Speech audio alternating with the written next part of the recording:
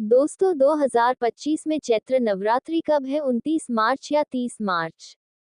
कलश स्थापना का शुभ मुहूर्त क्या है? नवरात्रि 9 दिन की पड़ेगी या 10 दिन की या 8 दिन की? नवरात्रि व्रत में क्या खाएं क्या नहीं खाएं? फल खाएं या नहीं? पानी कैसे पीना है? चाय पिए या नहीं? नमक कौन सा खाना चाहिए? तो आइए जानते हैं नवरात्रि कब है, मुहूर्त क्या है, क्या खाएं क्या ना खाएं। तो देख चैत्र नवरात्र शुरू हो रहे हैं साल 2025 में 30 मार्च से। अब देखिए ऐसे में तिथि जान लीजिए कि कहीं 29 को तो नहीं है। चैत्र नवरात्र कलश स्थापना का शुभ मुहूर्त 30 मार्च को होगा, क्योंकि तिथि प्रतिपदा प्रारंभ हो रही है शाम में 29 मार्च को शाम में 4:27 पर और प्रतिपदा की तिथि समाप्त होगी 30 मार्च को दोपहर में 12:39 पर। 30 तारीख को ही रविवार का दिन है। चैत्र नवरात्रों में कलश स्थापना का शुभ मुहूर्त 30 मार्च को सुबह 6:1 से सुबह के 10:2 तक है। अवधि 4 घंटा 8 मिनट की समयावधि है, तो इस समय अवधि में आप कलश स्थापना कर सकते हैं। इतना समय सौभाग्य से मिलता है, आप समय निकालकर कलश स्थापना कर सकते हैं। अब कई लोग कलश स्थापना अभिजीत मुहूर्त में करते हैं, तो अभिजीत दोपहर में 12:1 से 12:50 तक है, लगभग 50 मिनट की समय अवधि है। तो ये दो शुभ मुहूर्त हैं कलश स्थापना के। किस दिन माँ की किस स्वरूप की पूजा आराधना करेंगे आप? जैसा मैंने बताया 30 मार्च को प्रतिपदा की तिथि है, तो कलश स्थापना 30 मार्च को ही होगी। माँ शैलपुत्री स्वरूप की पूजा आराधना 30 मार्च को की जाएगी। रविवार का दिन है, ये नवरात्रि का दूसरा दिन 31 मार्च को है। आज के दिन माता ब्रह्मचारिणी स्वरूप की पूजा की जाती है और उसी दिन माँ चंद्रघंटा की भी पूजा आराधना की जाएगी। तो एक दिन में दो माताओं की पूजा आराधना इस बार हो रही है। इस वर्ष चैत्र नवरात्रि 30 मार्च 2025 रविवार से शुरू होंगे और 9 दिनों का ये पावन पर्व 6 अप्रैल 2025 सोमवार को समाप्त होगा, क्योंकि इस बार नवमी और अष्टमी तिथि एक ही दिन पड़ रहे हैं। 6 अप्रैल 2025 दिन रविवार को ही अष्टमी और नवमी दोनों दिन एक साथ पड़ रहे हैं। आप इसी दिन कन्या पूजन कर सकते हैं। जो लोग सप्तमी को कन्या भोज करते हैं, तो वह लोग 5 अप्रैल दिन शनिवार को कर सकते हैं।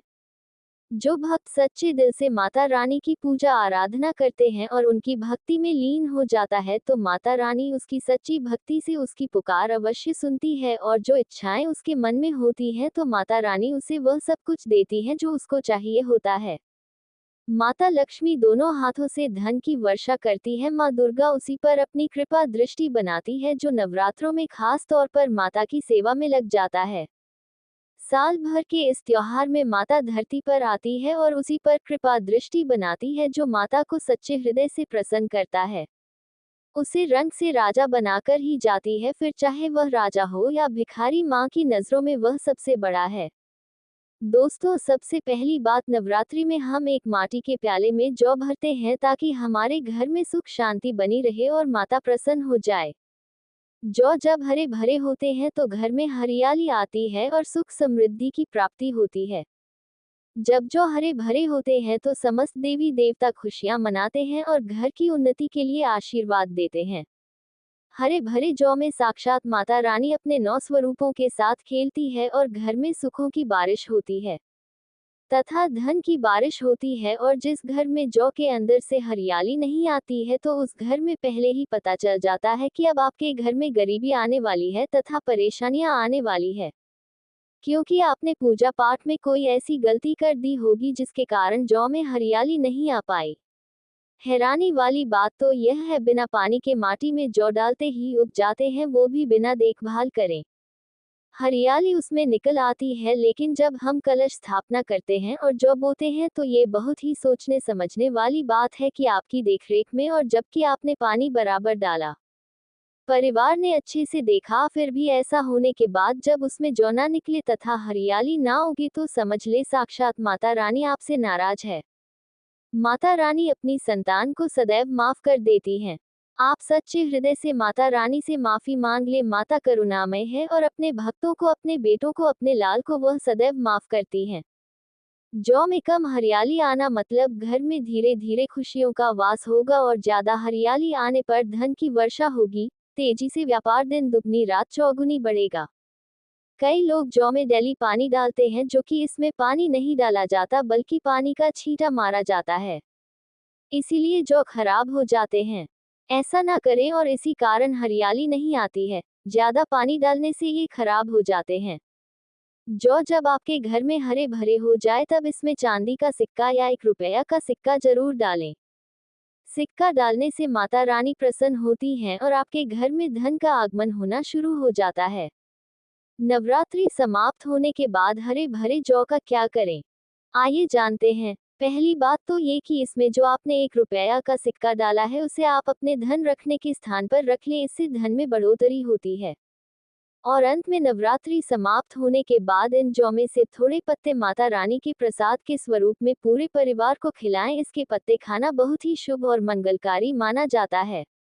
इसे जो भी खाता है वह जल्दी बीमार नहीं पड़ता। और बाकी आप इन जौ को गंगा में विसर्जित कर दें या नदी की धारा में छोड़ दें, इससे आपका व्रत संपूर्ण और सफल हो जाएगा। दोस्तों, कई लोग अपने घर में अखंड जोत जलाते हैं और जो बाती होती है तथा तेल बाती, उसे कई लोग इधर उधर फेंक देते हैं या अपने घर में संभाल कर रख लेते हैं या फिर पानी में डाल देते हैं, जो कि इससे आपको कोई फायदा नहीं होता। जो अखंड ज्योति होती है उसे आप मामूली ना समझे, ये बुझने के बाद भी जागृत अवस्था में होती है। इसमें साक्षात माता दुर्गा का वास होता है। ये चैतन्य अवस्था में होती है, जागृत होती है। नवरात्रि समाप्त होने के बाद इसके बचे हुए तेल को आप बच्चों की मालिश करने के लिए रखें और आप भी इससे मालिश करें। इससे आपकी सभी बीमारी दूर हो जाएगी और आपके ऊपर सकारात्मकता का संचार होगा। और साथ ही साथ जो अखंड ज्योति की बातें होती है उसे आप अपने बाजू में बांध ले। ऐसा करने से आपको धनी होने से कोई नहीं रोक सकता। बच्चे बड़े सभी बांध सकते हैं। इसको बड़ा करने के लिए इसमें आप कलावा बांध सकते हैं। नवरात्रि में जब कलश स्थापना की जाती है तो कलश के नीचे चावल जरूर रखे जाते हैं और कलश के ऊपर एक नारियल भी जरूर रखा जाता है। ऐसे में हम इन दोनों चीजों का क्या करें, आइए जानते हैं। सबसे पहली बात, कलश के ऊपर जो नारियल होता है उसे आप कन्या पूजन में तोड़कर कन्याओं को बांट दें और आप भी माता रानी के प्रसाद के स्वरूप में खा लें। आप चाहे तो नारियल साबुत ही गंगा में विसर्जित कर दें। और जो कलश के नीचे चावल रखे जाते हैं उसे आप थोड़ी हल्दी में मिला करके एक लाल कपड़े में बांधकर अपने धन रखने के स्थान पर रख लें या अपने पर्स में रख सकते हैं। इससे तेजी से धन बढ़ता है, माता लक्ष्मी की कृपा प्राप्त होती है। और बाकी चावलों को आप पक्षियों को डाल दें या गंगा में विसर्जित कर दें। और जो कलश और जौ होते हैं उसे आप गंगा में विसर्जित कर दें। ऐसा करने से नवरात्रि का संपूर्ण फल प्राप्त होता है और व्रत रखने का फल शीघ्र ही मिलता है। और भूलकर भी यह गलती कभी मत करना, गंगा में कचरा आदि धूप बत्ती के डिब्बे, माचिस की डिब्बी भूलकर भी मत डालना।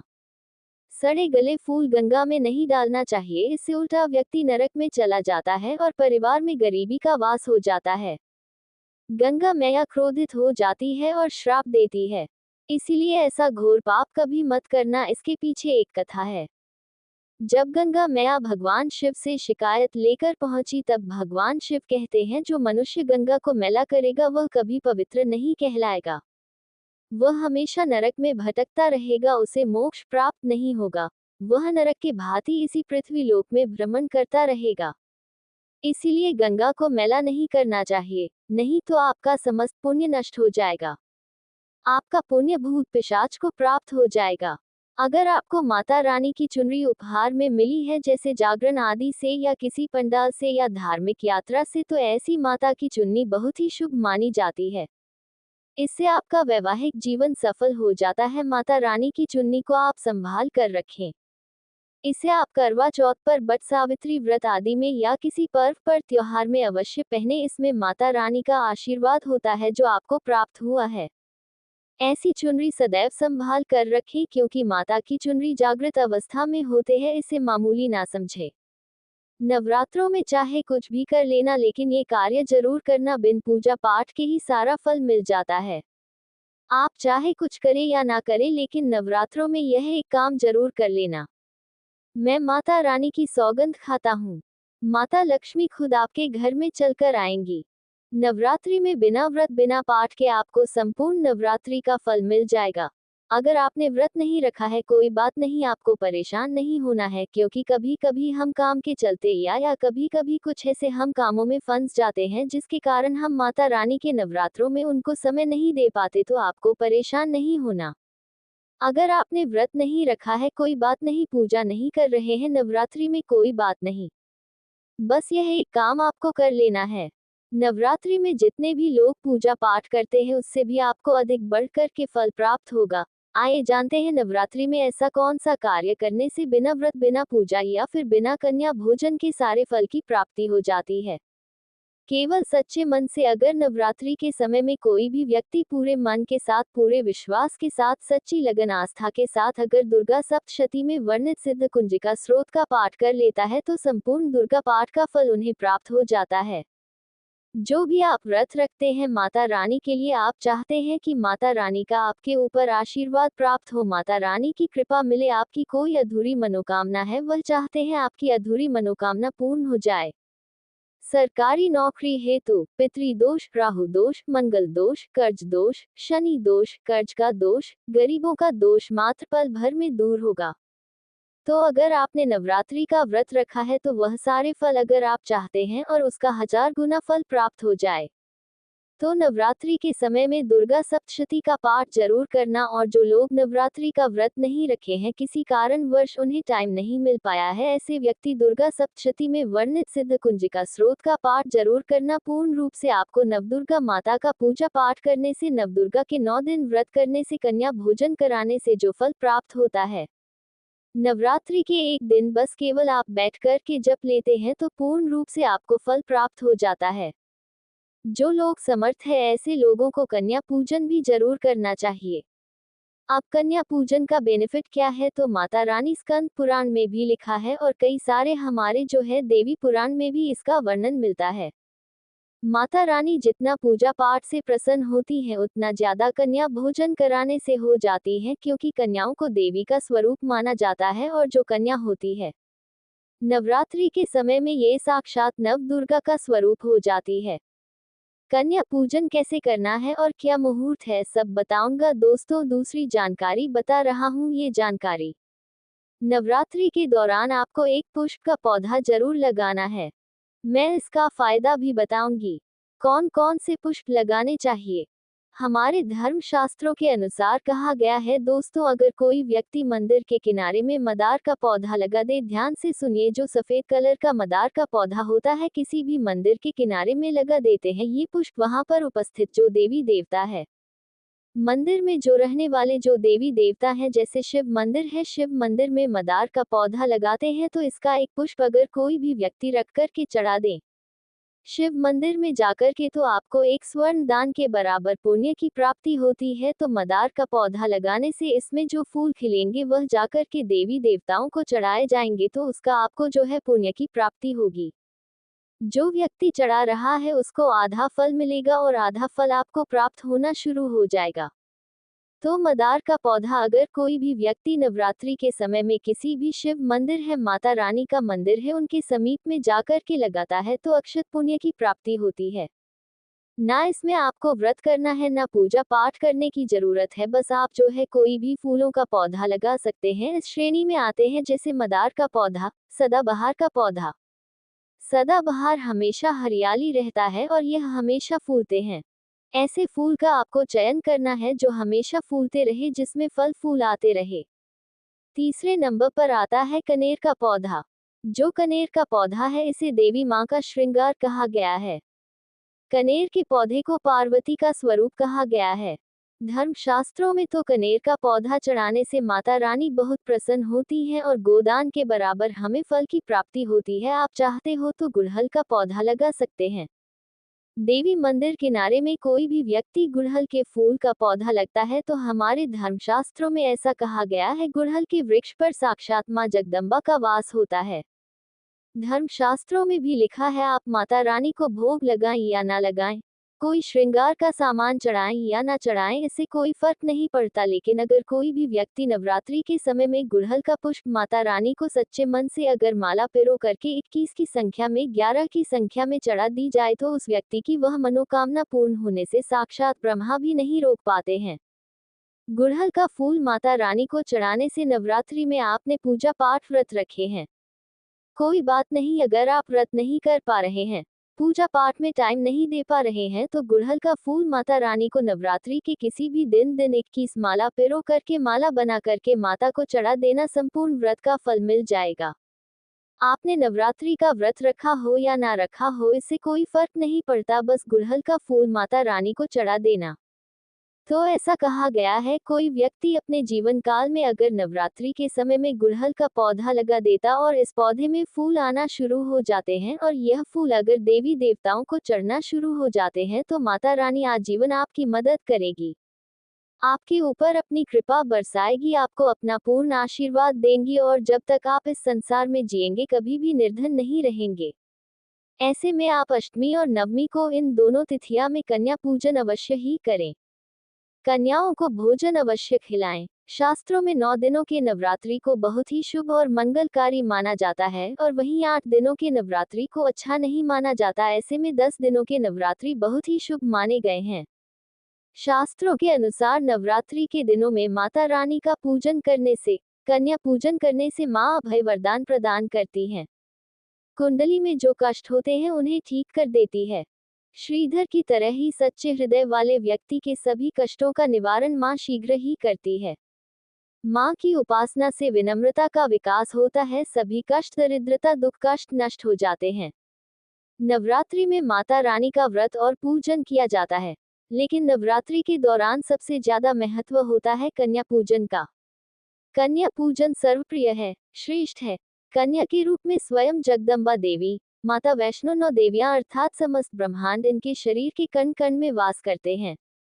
बहुत कम लोग जानते हैं 33 कोटि देवी देवताओं का वास होता है कन्याओं के मस्तक पर। कन्या चाहे छोटी हो चाहे बड़ी हो, वह सदैव पूजनीय है, मां के समान मानी जाती है। दोस्तों, माना जाता है व्रत और उपासना से माता रानी इतना प्रसन्न नहीं होती है जितना कि कन्या पूजन से होती है। नवरात्रि में छोटी छोटी कन्याओं को माता रानी का स्वरूप माना जाता है। कन्याओं को भोग लगाया जाता है, उन्हें प्रसन्न किया जाता है और बदले में आशीर्वाद मांगा जाता है। कन्याओं को प्रसन्न करने के लिए गिफ्ट आदि, उपहार, हार वगैरह दिए जाते हैं। माना जाता है अगर कन्याओं को कोई भेंट दी जाए और वह उसे खुशी खुशी स्वीकार कर ले, तो इसका मतलब है माता रानी अर्थात माता वैष्णव ने वह भेंट स्वीकार कर ली। जिन पर कन्याएं प्रसन्न होती हैं तो समझो उन्हें माता रानी का आशीर्वाद मिल गया और माता रानी की कृपा से उन्हें मुंह मांगा वरदान प्राप्त होता है। कन्या पूजन कोई मामूली पूजन नहीं होता, समस्त ब्रह्मांड में जो पूजा होती है उनसे बढ़कर कन्या पूजन को माना जाता है। 10 बार गंगा स्नान करने से और 100 बार यज्ञ करने से तथा 1000 बार यात्रा करने से जो पुण्य मिलता है, वह मात्र एक बार कन्या पूजन करने से करोड़ों गुना भक्त को मिल जाता है। दोस्तों, इसीलिए कहा जाता है कि कन्याओं को सताना नहीं चाहिए, इससे समस्त ब्रह्मांड हिल जाता है। कन्या के रूप में स्वयं उनके मस्तक पर विराजमान होकर स्वयं देवी चलकर आपके घर तक आती हैं। नवरात्रि में 2 साल से लेकर 10 साल तक की कन्या का पूजन होना चाहिए। अष्टमी अथवा नवमी को कन्याओं के पैर धोकर भोजन कराना, उपहार आदि देना श्रेष्ठ माना जाता है। ऐसा मौका कभी हाथों से नहीं जाने देना चाहिए। इस दिन जितना ज्यादा हो सके कन्याओं को हाथ पकड़कर, पैर पकड़कर अपने घर तक लेकर आएं। माता वैष्णव बड़ी प्रसन्न होती है और ऐश्वर्य धन प्रदान करती है, मालामाल बना देती हैं। कैसे करें कन्याओं का स्वागत? कन्या जब आपके घर आए तब सभी के पैरों को दूध और पानी से उनके पैरों को धुलाना चाहिए। खासकर मर्दों को कन्याओं के पैर आवश्यक धोने चाहिए, इससे मां वैष्णव प्रसन्न होती हैं। फिर उसके बाद कन्याओं को किसी साफ जगह पर जमीन पर कपड़ा बिछाकर बैठाना चाहिए। उनके माथे पर अक्षत, फूल और कुमकुम लगाना चाहिए। फिर उसके बाद भोजन ग्रहण करवाना चाहिए, लेकिन हमेशा याद रहे कन्याओं की थाली में 3 पूरियां कभी ना रखें। इसे शुभ नहीं, घोर अशुभ माना जाता है। 3 पूरियां तथा 3 रोटियां मरने वाले व्यक्ति के लिए निकाली जाती हैं और जेल में कैदियों के लिए दी जाती हैं। ऐसे में कन्याओं को उनकी थाली में 3 पूरी कभी ना दे, लेकिन 1-2 करके पूरियां दे, इससे 3 संख्या बच जाती है और दोष भी नहीं लगता।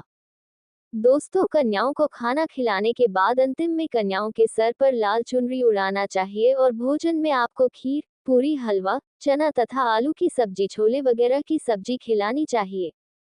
पनीर आदि भी खिलाया जा सकता है। वैसे माता रानी का प्रिय भोजन खीर, हलवा पूरी और छोले आदि ही है, लेकिन भूल से भी लहसुन और प्याज का इस्तेमाल कभी ना करें, अन्यथा अनर्थ हो जाएगा।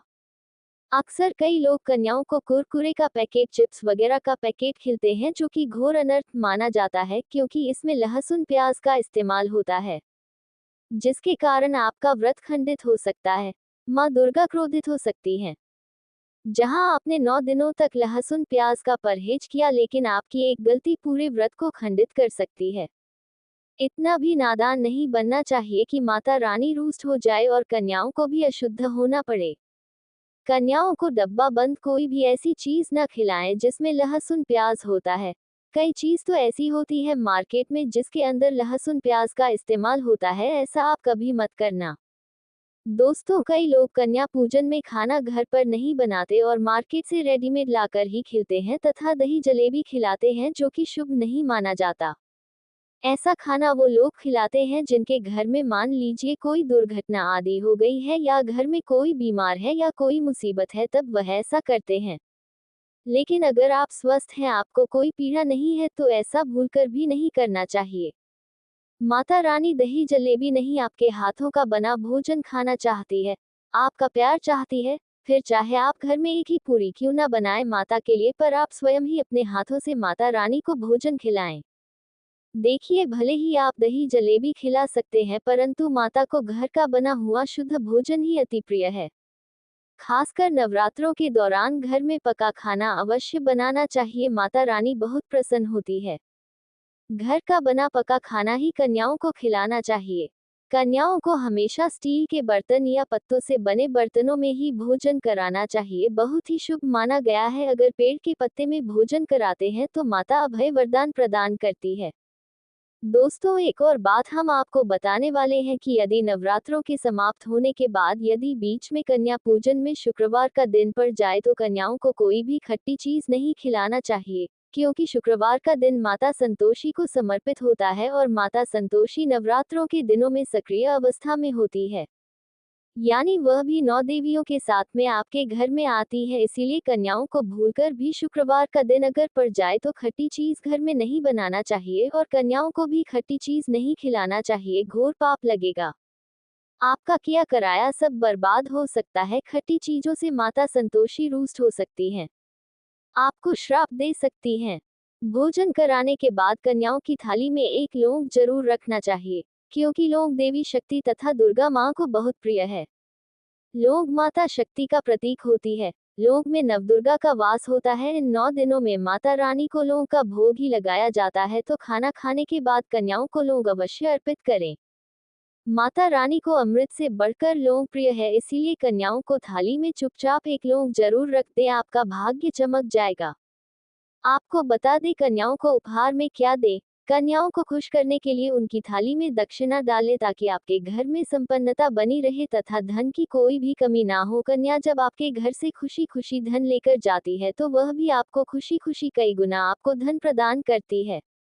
इस समय कंजूसी मत करना, खुशी खुशी कन्याओं को धन अवश्य देना। कन्याओं को कोई सुंदर गिफ्ट दे सकते हैं। शास्त्रों में बताया जाता है कि कन्या जितना खुश होती है, माता रानी उतना ही जल्द फल की प्राप्ति प्रदान करती है। ऐसे में आप कन्याओं को चॉकलेट बॉक्स दे सकते हैं तथा खूबसूरत कपड़े दे सकते हैं। याद रहे, काले कपड़े ना दें और स्टील के बर्तन भी गिफ्ट के तौर पर दे सकते हैं। याद रहे कि कन्याओं को लोहे का कोई भी सामान नहीं देना चाहिए, नहीं तो राहु केतु का प्रभाव आपके जीवन में प्रवेश कर जाएगा। राहु काल तथा राहु दोष आपको लग जाएगा, आप बर्बाद भी हो सकते हैं। दोस्तों, जब कन्या अपने घर के लिए प्रस्थान करे तो उनके चरण जरूर छू ले और अपने मन में अपनी प्रार्थना को पूरा करे। सच्चे दिल से मांगी हुई मुराद माता रानी अवश्य ही पूरी करती है। सच्चे दिल का मतलब होता है मन में कोई भी लालच ना हो, और अगर वह लालच माता को पाने के लिए बन जाए तो उसे बोलते हैं सच्ची श्रद्धा और सच्ची भक्ति। ऐसी भक्ति के आगे स्वयं 33 कोटि देवी देवता आपको नमस्कार करते हैं। नवरात्रों के दिनों में अगर मिल जाए आपको ये संकेत, तो समझो माँ दुर्गा आपके घर में आ चुकी है। ये संकेत बताते हैं माँ दुर्गा का आशीर्वाद आपको प्राप्त होने वाला है। तो आइए शुरू करते हैं। दोस्तों, पहला संकेत, जब आप कलश स्थापना करते हैं तो जौ से निकली हरियाली बहुत ही शुभ मानी गई है। कहा जाता है कि जौ से निकली हरियाली हमारे भविष्य में होने वाले अच्छे और बुरे होने का संकेत देती है। ये सभी बातें हमारे आने वाले साल का भविष्य बताती हैं। यदि आपने जौ बोए हैं और वह किसी कारणवश नहीं हो पाए हैं, तो ये संकेत बड़ा ही मनहूस माना गया है। कहा जाता है कि नवरात्रों में जौ अगर सूख जाते हैं या बढ़ते नहीं हैं, तो आपको समझ लेना चाहिए कि यह साल आपका खराब होने वाला है तथा घर में कोई बीमारी आने वाली है या दिन दुगनी रात चौगुनी आपकी कम होने वाली है या घटने वाली है। दोस्तों, ये धन हानि का संकेत माना गया है, क्योंकि आपने कोई ना कोई गलती ऐसी कर दी होगी जिसके कारण माता रानी नाराज हो गई हैं। इसीलिए माता से आप क्षमा अवश्य मांग ले। माँ अपने भक्तों को अवश्य माफ करती है। मैया वैष्णो अपने भक्तों को कभी निराश ही नहीं करती, बल्कि उन्हें धन धान्य से और खुशियों से परिपूर्ण बना देती है। और दोस्तों, यदि जौ हरे भरे हो जाते हैं तो ये शुभ संकेत होता है, इससे आने वाले समय में आपको बहुत ज्यादा ही धन लाभ होगा।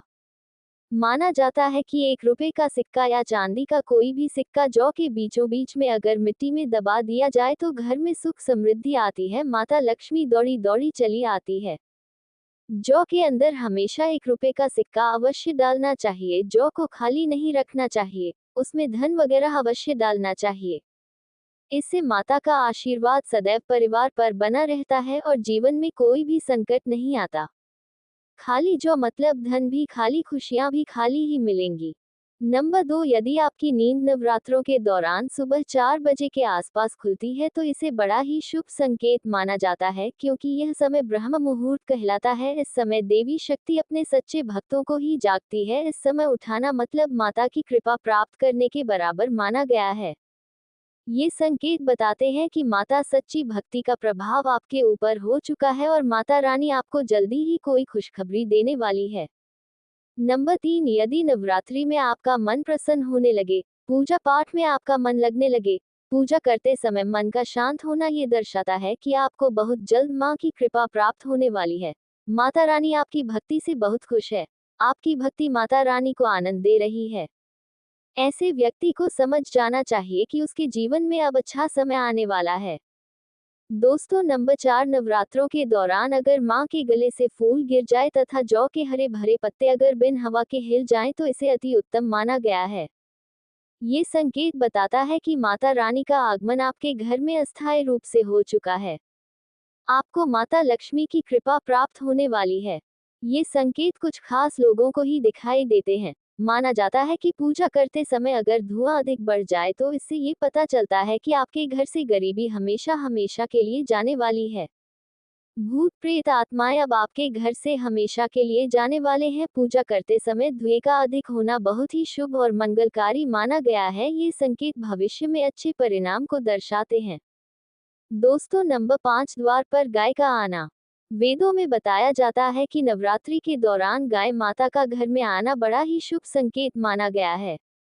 नवरात्रि में द्वार पर गाय का आना अत्यंत शुभ है। यदि आपके भी द्वार पर गाय आती है तो गाय के माथे पर कुमकुम लगाना ना भूलें तथा गाय को रोटी जरूर खिलाएं। इससे माँ दुर्गा अत्यंत प्रसन्न होंगी और आपकी झोली खुशियों से भर देंगी। द्वार पर गाय का बार बार आना भी जीवन में आने वाले अच्छे संकेतों की ओर इशारा करता है। नंबर 6, सपने में शेर का दिखाई देना। अगर आपके सपनों में माँ दुर्गा दिखाई देती है, अर्थात कोई भी देवी अगर आपके सपनों में दिखाई देती है, तो बड़ा ही शुभ माना गया है। नवरात्रों के पावन अवसर पर माता के दर्शन किसी खास भक्तों को ही होते हैं। ये सपने कभी किसी को शेयर मत करना। यदि माता की सवारी तथा शेर रात्रि में सपने में बार बार दिखाई देता है तो माँ दुर्गा आपसे प्रसन्न है। ये संकेत बताते हैं कि जल्द ही आपकी कोई मनोकामना अवश्य पूर्ण होगी और आपके शत्रुओं का नाश हो जाएगा। शत्रु आपके नाम से ही थर थर कांपने लगेगा। माँ दुर्गा का वाहन शेर है, इसीलिए नवरात्रि में शेर का दिखाई देना अत्यंत शुभ संकेत होता है। नंबर 7, यदि कोई छोटी कन्या आपको सुबह सुबह लाल वस्त्र धारण किए हुए दिखाई देती है तो आपने साक्षात माँ दुर्गा के दर्शन किए हैं।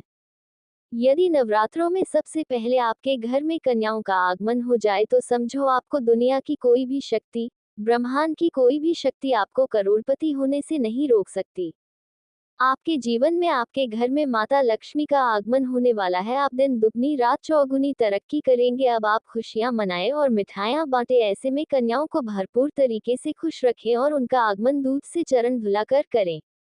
दोस्तों, माता रानी आपको ये संकेत दे रही है कि अब आपका बुरा समय समाप्त हो चुका है। अब जीवन में सुख समृद्धि के द्वार खुल जाएंगे। तो दोस्तों, आपको जानकारी कैसी लगी कमेंट करके जरूर बताएगा। जानकारी अच्छी लगी हो तो वीडियो को लाइक शेयर आध्यात्मिक कथा चैनल को सब्सक्राइब कीजिएगा। वीडियो को अंत तक देखने के लिए धन्यवाद।